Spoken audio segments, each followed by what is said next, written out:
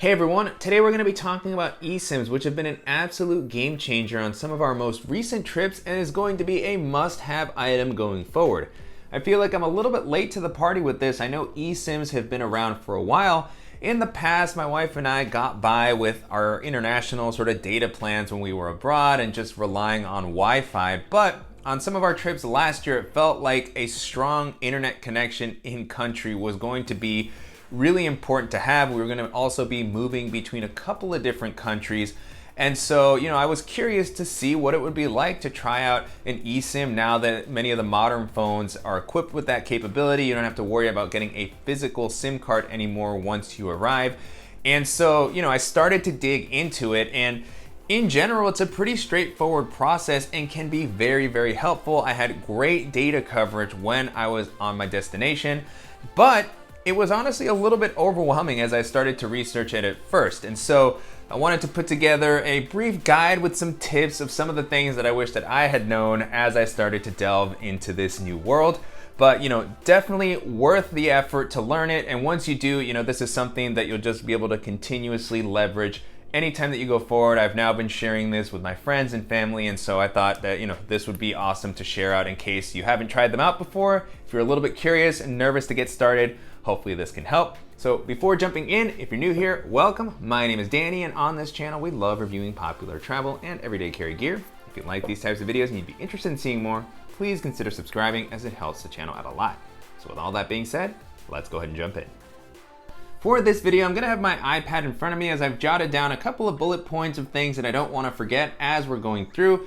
And so first off, if you're considering using an eSIM, the first thing that you will wanna check is if your phone is unlocked or compatible with eSIMs.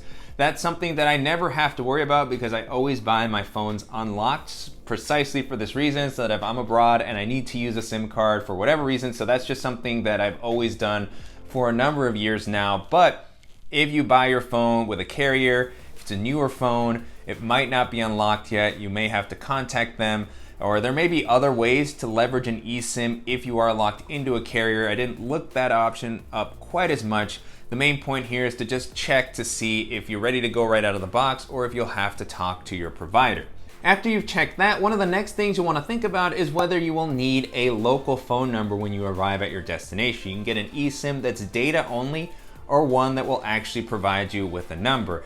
Now there's pros and cons to each. I've actually tried both out. Didn't feel super different to use one or the other. Some of the things that I didn't think about too much are with the phone number, it might be easier to use applications like rideshare apps if they don't have Uber at the location that you're going, or if you want to use anything like Uber Eats to have food delivered. There's different types of applications depending on where you're going, but it's the same sort of service, and I found it difficult to sign up for some of them without having an actual local phone number to use.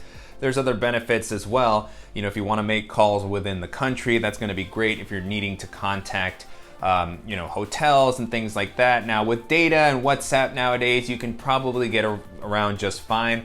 Like I said, I've used the data only plan and that still worked. So I actually prefer that option as it felt like just one less thing to think about. But it is something that you'll want to consider and that may help narrow down your search, which brings me to the next point, which is there's a lot of providers for eSIMs. I was actually very stressed when I got on Google and started to look up eSIMs for going abroad. So I started very generally and was quickly bombarded with options. I think that a lot of regions also have very, different carriers. There's some that cover kind of the whole world. So the ones that I've used are companies like Nomad.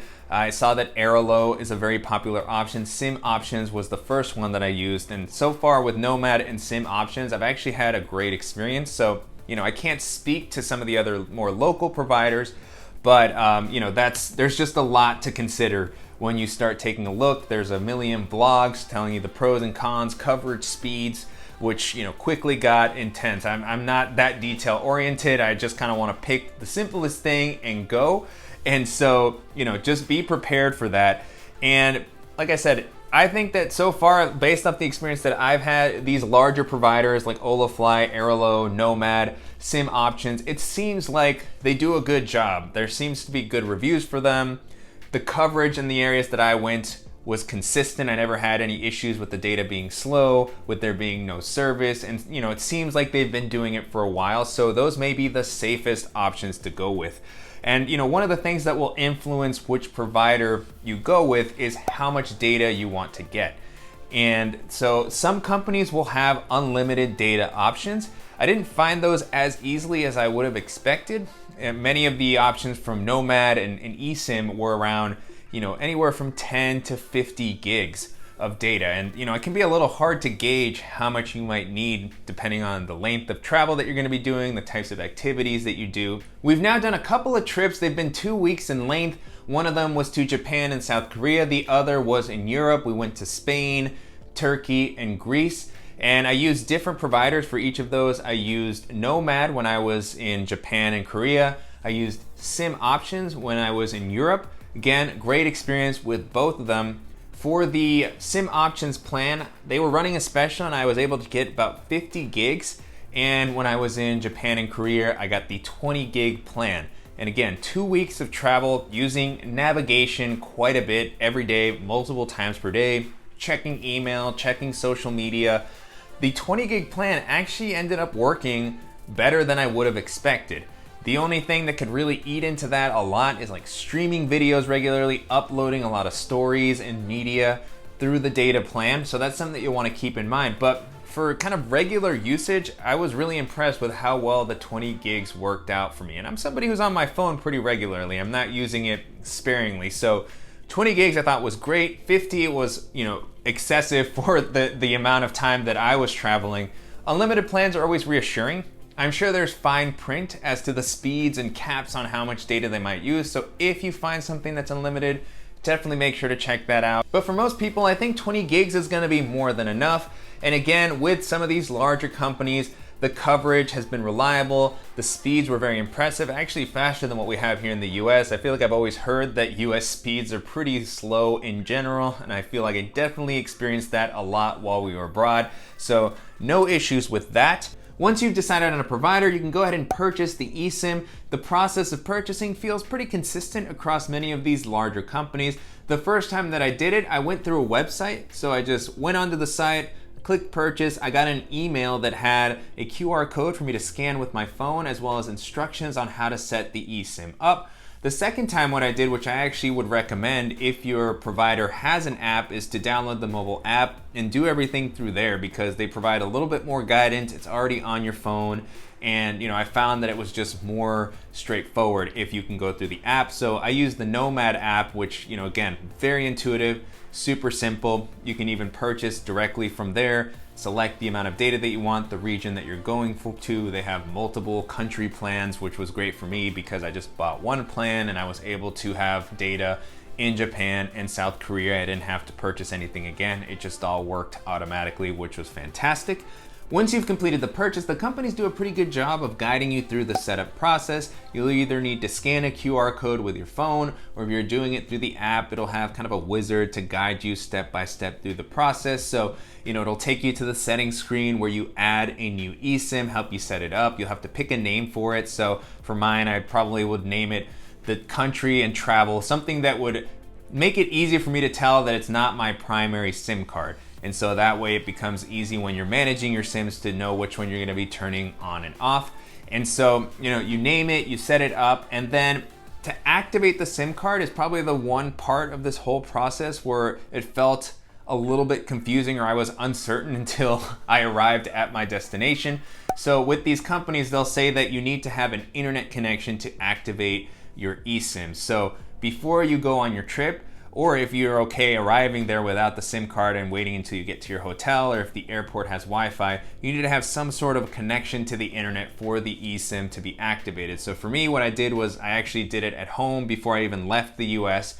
I connected to the internet, made sure it was activated, and then I turned the eSIM off, and then I was good to go. When I arrived at my destination, I turned it back on. I turned off my primary SIM card, and that's all done through the settings of the phone. It's pretty straightforward as far as, it's just a toggle. So whichever SIM card you want to have on, you make sure that it's toggled on. If you want to turn one off, you toggle it off. And so, when you are abroad, if you don't have any sort of international coverage and you don't want to get charged, you want to make sure that you turn off your primary eSIM And then if you've activated everything before arriving, once you land and you take your phone off airplane mode and you toggle that eSIM on, it'll automatically connect to the local area, and you should have, data coverage and your phone number and everything like that if that's the plan that you went with. And so it did end up working very well. Once I arrived, it did its thing, found the signal, and I was good to go. But there was that little moment of uncertainty the first time I did it, because I was like, I don't know if I've activated this or not. I think I did it all right. And then, I had to wait until I landed in country to be able to test it out. And I also made sure to turn off my primary eSIM. And so I was only relying on the one that I had purchased. And so, from there on out, I felt very comfortable with it. And this is something I've kind of walked my family through as they were going through the eSIM process, and they were unsure about what that meant as far as activating it. So just remember, connect to the internet, make sure that it goes through the process, and then turn it off until you arrive at the country that you're going to. And then as far as managing your data while you're abroad, this is another reason the apps are super helpful, is because they will actually show you how much data you're using. Now, your phone will tell you as well. In the settings, if you go to the eSIM, you can actually see a lot of that. So you don't have to use the app, but it's just a little bit of a nicer experience. And so it'll give you a gauge of how much you're using.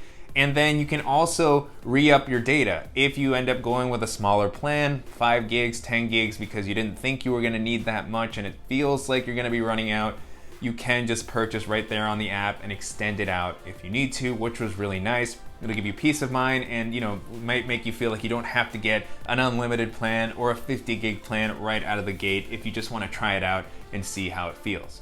And then once your trip is done and you're heading back home, you can turn off the eSIM that you purchased and then turn your primary eSIM back on once you arrive, and everything should be normal. Now, I know that the eSIMs have some sort of an expiration period. When you buy a plan, you'll purchase 20 gigs to be used within a certain amount of time before it expires. And then the eSIM itself, I believe, stays valid for like a year or something like that. And so at the moment, I have a collection of eSIMs in my settings. I'm sure you can delete those if you don't want to re-up for a particular country. If if you're gonna go with a different provider, you might have to replace that. So, you can kind of manage that afterwards, however, is gonna work best for you.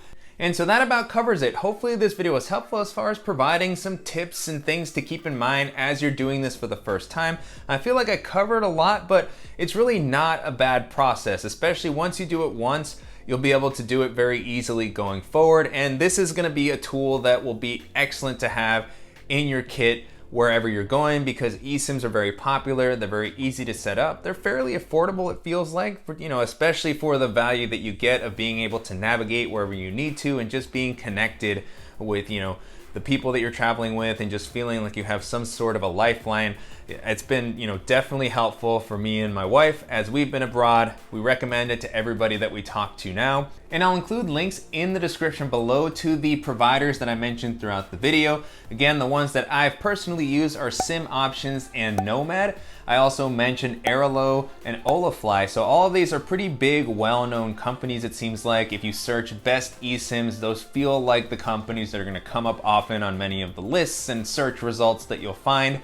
And so, I think that any of them are gonna be reliable, easy to use. I'm sure there's other more local, small providers that are worth considering as well. If you're really into research and finding the absolute best deal or the most optimal coverage, I definitely recommend you take a look at all of the available options. But if you're like me, you want to keep things a little bit simpler and just want something that's kind of a known entity, then the ones that I'll include below are definitely a good place to start. And I'm definitely curious to hear from all the experienced travelers that I know watch these videos that probably have even more experience with eSIMs than I do. Let me know what tips and tricks you have. What are the things that you wish that you would have known before you started using eSIMs, or if there's particular providers that you like, data recommendations, all those things. Let me know in the comments so that I can learn as well as everybody else who's watching. And I want to thank you as always for watching and supporting the channel. If you enjoyed this one, please give us a like. And if you haven't already, make sure to subscribe so you don't miss any upcoming videos, and we'll see you in the next one.